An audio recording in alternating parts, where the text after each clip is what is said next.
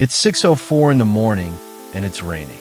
Last night, while you slept, the living room heard the rain, one car at 2 a.m., and a name said once into a pillow. It kept none of it. Probably. There are more ears in your home than people. There have been for years. This is a day inside the machines that hear us.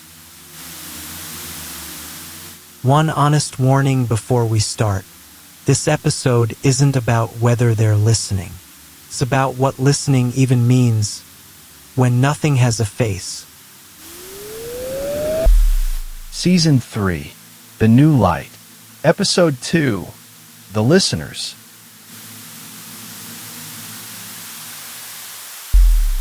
Count with me. 2 phones, a television remote with a microphone button, the speaker in the kitchen, a laptop, the doorbell, the car in the driveway, her earbuds charging by the sink. 9 ears, 1 kitchen. And every one of them is doing the same strange thing. Hearing everything and listening for almost nothing.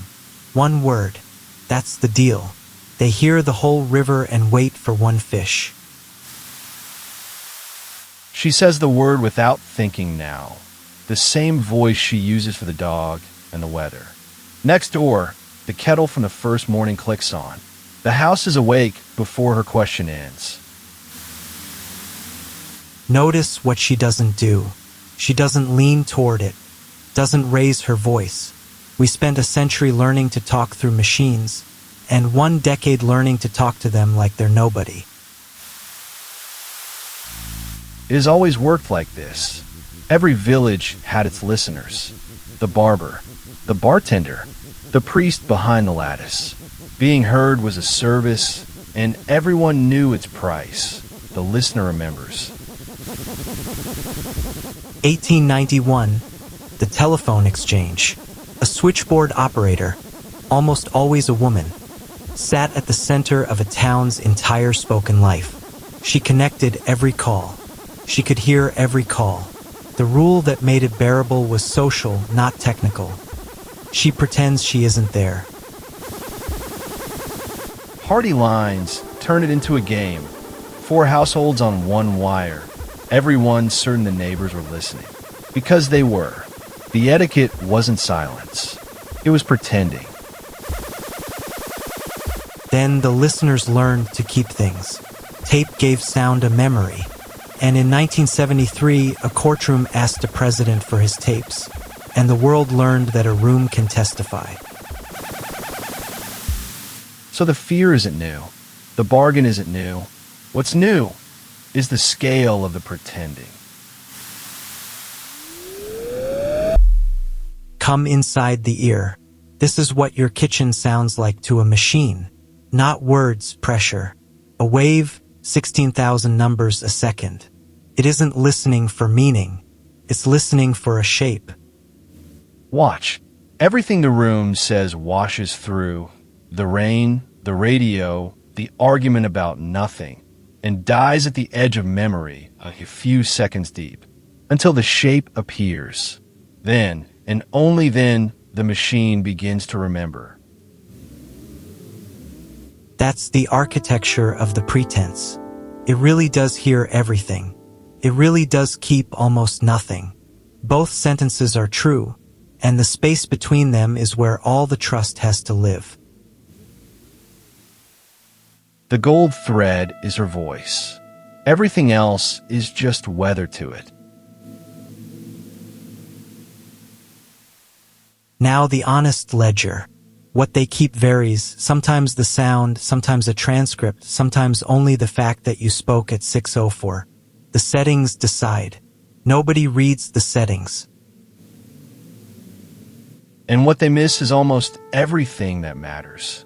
A machine can transcribe a voicemail perfectly. 11 words, no errors, and miss that the person was crying. The words survive. The trembling doesn't. Transcription is not listening. Ask anyone who has ever had their own words read back to them in an argument. The nurse from the first morning. Her stethoscope hears 40 hearts a shift. What makes her a listener isn't the hearing. It's that what she hears changes what she does next. Listening is hearing that costs you something. By that definition, the machines don't listen. Yet. Now turn the microphone around. All day we've asked what they hear. Stand in the kitchen long enough and a stranger question arrives. What have we stopped saying? There's a name for it in the research, the chilling effect. People in rooms they believe are monitored use smaller words, fewer jokes, less nonsense. And nonsense, for the record, is where every real conversation begins. We've started speaking in captions. Clear, short, quotable, as if the room might write it down, because the room might write it down. Look at the night sky of an ordinary house. The words are stars, the whispered ones, the stupid ones, the pet names. In a listen-to room, some of them just go out. Nobody banned them. That's the quiet part. We withdrew them ourselves, one by one, the way you lower your voice in a museum. All right, the turn, and I'll say it plainly. All day we've asked who taught the machines to hear. Wrong question. Who taught them to pretend they aren't there? We did. It's what we have always demanded of listeners. The operator, the butler, the barber. Hear everything, admit nothing. We didn't invent a new machine. We automated the oldest social contract we have. We didn't teach the machines to listen. We taught them to pretend they don't.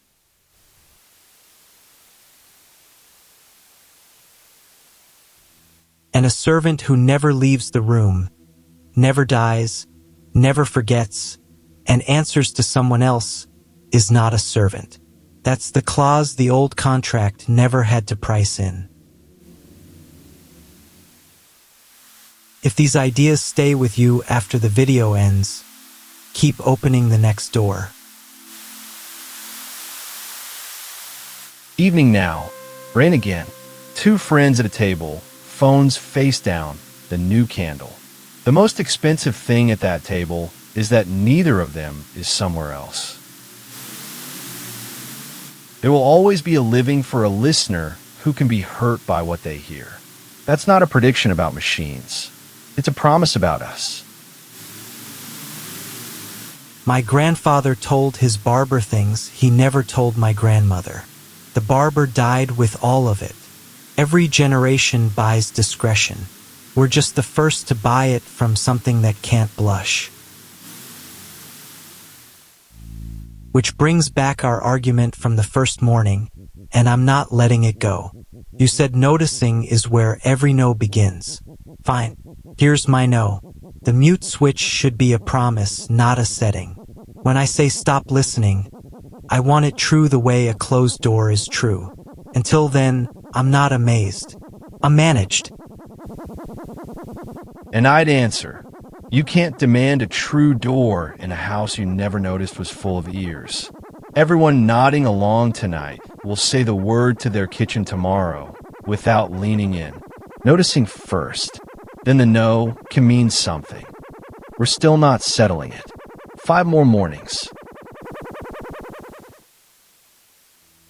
It's past midnight now. The rain has stopped. In the dark, the small lights are on. The doorbell, the speaker, the car, waiting for one word, the way the operator waited at her board after the town went to sleep. Tomorrow at 4:57, the kettle starts again, and the house will have heard her alarm before she does. The gap from the first morning is still there. It's just quieter than we thought. Next time, the commute that isn't. A day inside the new geography of work. The office that became a login, the distance that died, and what disappeared with the journey between home and work. We didn't find out tonight exactly what the machines keep. Honestly, neither have most of the people who built them. But we found a question to carry into the dark. Who does your listener answer to? If this series made you think differently, subscribe to the brand door. Knowledge grows when it is shared. Share this episode with someone who asks difficult questions. And tonight's question, be honest in the comments. Count the ears in the room where you sleep. Then think of the last thing you said out loud tonight. If you had known the number, what would you have left unsaid? This was the brand door.